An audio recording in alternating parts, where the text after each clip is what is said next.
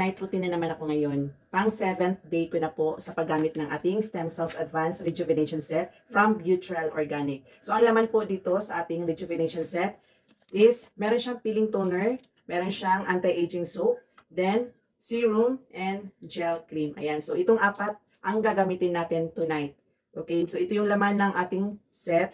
Big size ang gamit ko. Meron itong available na regular size at saka big size. So, ang una natin gagawin is maghilamos tayo gamit ang soap. Pero, tapos na po ako maghilamos. So, ang next po natin is ang toner. So, ano lang tayo guys, magto-toner lang.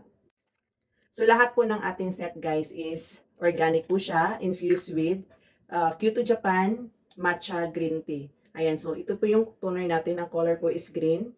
Kasi meron po siyang matcha and meron din siyang apple. Ayan guys, so. Pagkatapos yung ipahid ang toner, i-leave nyo lang siya ng mga 1 minute or 2 minutes para ma-absorb fully sa ating skin ang toner.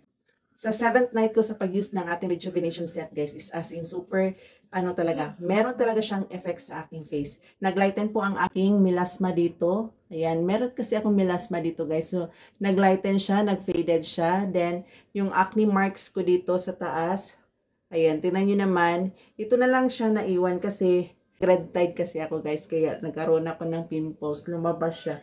Pero isa lang po ang lumabas.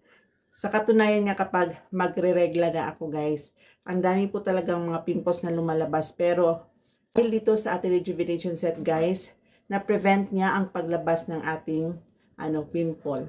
So, after natin mag-peeling toner, ine-next natin ang ating serum. So, ang ating serum guys is Swiss Apple Cell Therapy Serum po siya. Kung open pores kayo, much better na gagamit kayo ng ating therapy serum kasi nakaka-close pores po talaga ang ating serum. Kasi dumaan kasi ako sa acne.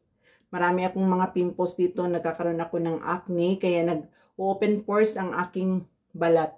Tingnan nyo naman, meron talaga yung Pero sa tulong ng ating set guys, tingnan nyo ang aking skin.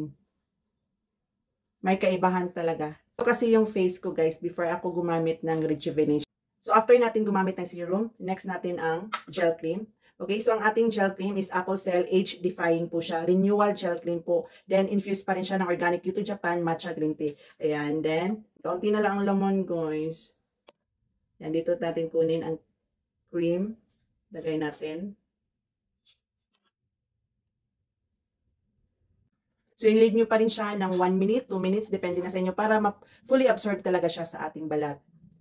Then, after dyan guys, sa setup, natapos ko na kasing ilagay ang 4 na product dito sa aking mukha, kasi ito yung laman ng ating set. So, meron ako ilalagay sa last part after ko mag-use ng rejuvenation set. So, itong si pomegranate. Ayan, so ang ating pomegranate guys is skin lightening smoothie po with nanotechnology, whitening, age-defying, pore minimizer, and melanin inhibitor.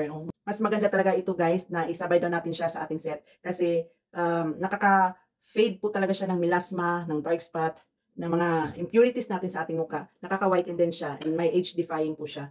Ayan, so ito yung laman ng ating pomegranate. Ayan.